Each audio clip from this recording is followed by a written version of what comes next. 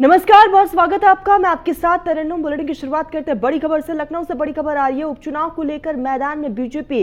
अल्पसंख्यक मोर्चा बीजेपी ने सामाजिक टोलियों का गठन किया है। मुस्लिम, सिख, ईसाई और जैन समाज के लोगों को शामिल किया गया है। अल्पसंख्यक मोर्चा में मुस्लिम मतदाताओं को जागरूक करेगा और दूसरी तरफ जो है विभिन्न धर्मों के नेताओं को शामिल कर घर घर जाएगी ये पूरी टोलियां। सभी 9 सीटों के अल्पसंख्यक मतदाताओं की जानकारी यहाँ पर इकट्ठा की जाएगी और बीजेपी की लगातार अब प्लानिंग देखने को मिल रही है। और ऐसे में इस उपचुनाव को जीतने के लिए एक तरफ पार्टियों ने एड़ी चोटी का जोर लगाया है, तो वहीं दूसरी तरफ जो है बीजेपी ने अल्पसंख्यक मतदाताओं को रिझाने के लिए एक नया पैंतरा चलाया है। तो सभी 9 सीटों के अल्पसंख्यकों को रिझाने की कोशिश पार्टी की तरफ से। उपचुनाव को लेकर बीजेपी अल्पसंख्यक मोर्चा मैदान में उतरेगी। बीजेपी ने सामाजिक टोलियों का गठन किया है और ये टोलियां घर घर जाएगी और पार्टी से यहाँ पर लोगों का जुड़ाव भी करेगी। साथ ही साथ जो है बीजेपी की तमाम उपलब्धियों को जनता के सामने भी रखेगी।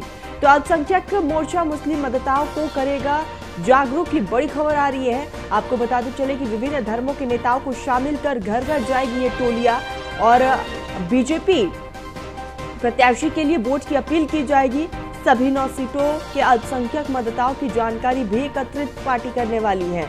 ये खबर लखनऊ से आ रही है और इस उपचुनाव के रण में मुकाबला काफी दिलचस्प है। एक तरफ बीजेपी है तो दूसरी तरफ समाजवादी पार्टी। कांटे की टक्कर साफ तौर पर देखने को मिलेगी। 9 सीटों पर ये उपचुनाव हो रहे हैं और सभी 9 सीटों को जीतने के लिए पार्टियों ने एड़ी चोटी का जोर लगा लिया है। और इसी बीच अब बीजेपी जो है अल्पसंख्यक कार्ड भी खेल रही है, जिसमें अल्पसंख्यक मोर्चा मुस्लिम मतदाताओं को जागरूक करेगा और दूसरी तरफ जो है अलग अलग धर्मों के नेताओं को भी घर घर यहाँ पर जाने के लिए पार्टी ने शामिल किया है। तो सभी 9 सीटों के अल्पसंख्यक मतदाताओं की जानकारी भी इकट्ठा की जाएगी। बाकायदा एक लिस्ट जो है पार्टी की तरफ से तैयार की जाएगी। तो उपचुनाव को लेकर मैदान में बीजेपी है और मुकाबला काफी दिलचस्प है और इस उपचुनाव को 2027 विधानसभा चुनाव से पहले सेमीफाइनल के तौर पर भी देखा जा रहा है। और ऐसे में लगातार बीजेपी की तरफ से तैयारियां देखने को मिल रही है। खुद सीएम योगी आदित्यनाथ मोर्चा संभाले हुए हैं और हर एक सीट पर सीएम योगी आदित्यनाथ की 2-2 रैलियां होंगी। जनसभा को संबोधित करेंगे और पार्टी के पक्ष में जनता से वोट की अपील करेंगे। लेकिन दूसरी तरफ अल्पसंख्यकों को रिझाने की कोशिश पार्टियों की तरफ से है।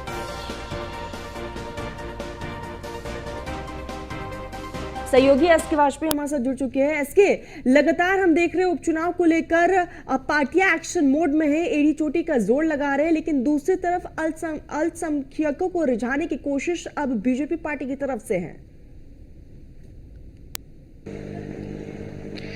बिल्कुल, अगर हम देखें तो 2024 में जिस तरीके के परिणाम भारतीय जनता पार्टी के आए, उसको लेकर बीजेपी अब हर रणनीति अपना रही है। वो अल्पसंख्यक मतदाता जो बीजेपी को 2014 और 2019 में मिले, लेकिन 2024 में बीजेपी से छिटक गए, उनको किस तरीके से भारतीय जनता पार्टी के पाले में लाया जाए, उसको लेकर यूपी बीजेपी का अल्पसंख्यक मोर्चा अब मैदान में उतर चुका है। हालांकि अल्पसंख्यक मोर्चे की तरफ से टोलियां बनाई गई हैं। इन टोलियों में जो अल्पसंख्यक समाज से आने वाले नेता हैं उनको रखा गया है, चाहे वो सिख हो, जैन हो या उसके अलावा ईसाई हो और या फिर मुस्लिम हो, उन नेताओं को शामिल किया गया है। ये टोलियां भारतीय जनता पार्टी अल्पसंख्यक मोर्चे के जरिए प्रदेश के सभी बूथ स्तर तक के कार्यकर्ताओं के बीच जाएंगी, उनसे बात करेंगी, उनकी चीजों को समझेंगी, अल्पसंख्यक मतदाताओं को बताएंगी कि किस तरीके से भारतीय जनता पार्टी की प्रदेश और केंद्र सरकार ने उनके लिए काम किया है, कैसे उनकी योजनाओं का लाभ उन तक पहुंचा है, कितने ऐसे लाभार्थी हैं जो कि अल्पसंख्यक वर्ग से आते हैं। हालांकि अगर इस दौरान उनकी कोई शिकायत आती है तो उसको भी दूर करने की कोशिश यूपी बीजेपी अल्पसंख्यक मोर्चा करेगा।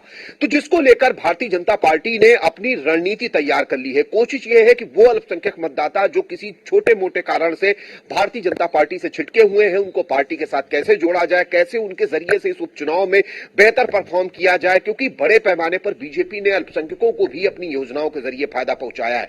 चाहे उत्तर प्रदेश सरकार में मंत्री बनाने की बात हो, उससे भी अल्पसंख्यक समाज को एक मैसेज देने की कोशिश भारतीय जनता पार्टी ने की थी। या उसके अलावा बीजेपी ने बड़े पैमाने पर चाहे प्रधानमंत्री आवास हो, खाद्यान्न वितरण हो, ये योजनाएं और उज्ज्वला गैस कनेक्शन जैसी योजनाएं बड़े पैमाने पर मुस्लिम मतदाताओं को भी इसका फायदा मिला है। तो कहीं ना कहीं ये सारी चीजें बीजेपी लोगों तक पहुंचाएगी और बीजेपी का अल्पसंख्यक मोर्चा जो अल्पसंख्यक समाज से लोग आते हैं उनसे मिलकर उन तक अपनी बातों को रखेगा, उन तक अपनी बातों को पहुंचाएगा।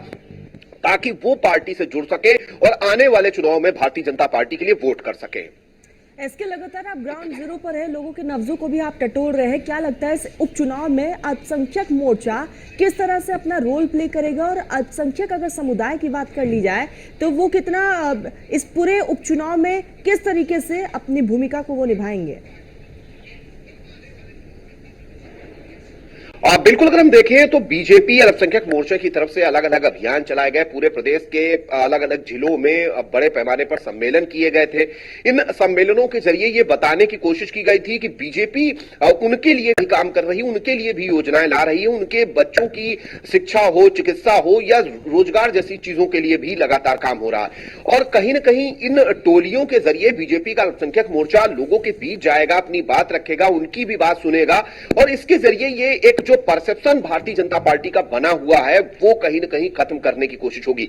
हालांकि बीजेपी मुस्लिमों के साथ ही दूसरे जो अल्पसंख्यक वर्ग हैं, चाहे वो सिख समाज हो, ईसाई समाज हो, जैन समाज हो, उनके साथ भी संपर्क स्थापित करेगा। लेकिन बीजेपी का फोकस मुस्लिमों पर होगा, क्योंकि पूर्व के चुनाव में बीजेपी को मुस्लिम महिला मतदाताओं का अच्छा खासा वोट मिला था। यही एक वजह है कि बीजेपी ने पहले के चाहे 2014 का चुनाव देखें, 2017 देखें, 2019 देखें, 2022 तक बीजेपी ने बेहतर परफॉर्म किया है। तो इन सारी चीजों को समझते हुए बीजेपी ने अल्पसंख्यक मोर्चे को इस अभियान में लगाया है ताकि आने वाले चुनाव में बीजेपी बेहतर परफॉर्मेंस कर सके। इसके क्या लग रहा है कि इस उपचुनाव में ना सिर्फ इस उपचुनाव में बल्कि 2027 के लिए भी पार्टी अपने पिच को मजबूत करने में लगी हुई है?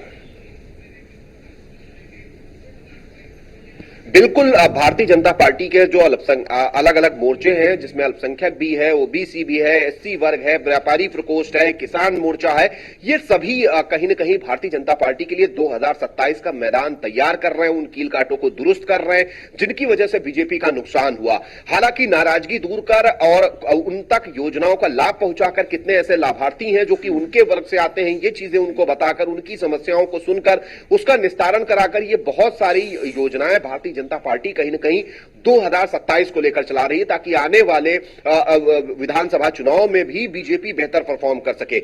अब इसका कितना फायदा होगा, कहीं न कहीं जो लिटमस टेस्ट के तौर पर ये उपचुनाव होने जा रहे हैं, इसमें पता चलेगा, क्योंकि सीधे तौर पर भारतीय जनता पार्टी और समाजवादी पार्टी के बीच में टक्कर है। और ऐसे में बीजेपी के ये अभियान कितना फायदा उसको पहुंचाते हैं, ये जब चुनाव परिणाम आएंगे तब ये चीजें सामने होंगी। इसके 2027 से पहले इस उपचुनाव के सेमीफाइनल के तौर पर देखा जा रहा है, सभी पार्टियां अल्पसंख्यकों पर सभी की नजरें टिकी हुई है। ये अल्पसंख्यकों की यहाँ पर जो समीकरण है वो क्या कुछ कहते हैं, कितना बदलाव देखने को मिल सकता है?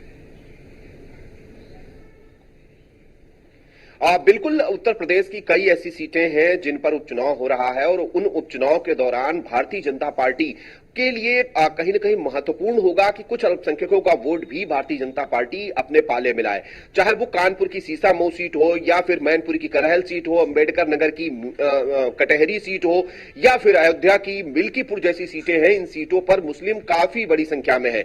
यहां तक कि प्रयागराज की फूलपुर सीट पर भी मुस्लिम बड़ी संख्या में है। तो ऐसे में वो मतदाता जो भारतीय जनता पार्टी को वोट दे सकते हैं, जिनको केंद्र और प्रदेश सरकार की योजनाओं का लाभ मिला है, कम से कम उनका वोट भारतीय जनता पार्टी हासिल कर सके, इस मंशा से बीजेपी के अल्पसंख्यक मोर्चे की तरफ से यह अभियान चलाया जा रहा है। और बीजेपी उम्मीद भी यही कर रही है कि इस अभियान के जरिए बीजेपी उन मुस्लिम या दूसरे जो अल्पसंख्यक धर्म के लोग हैं उनको भी साथ जोड़ने में कामयाब होगी।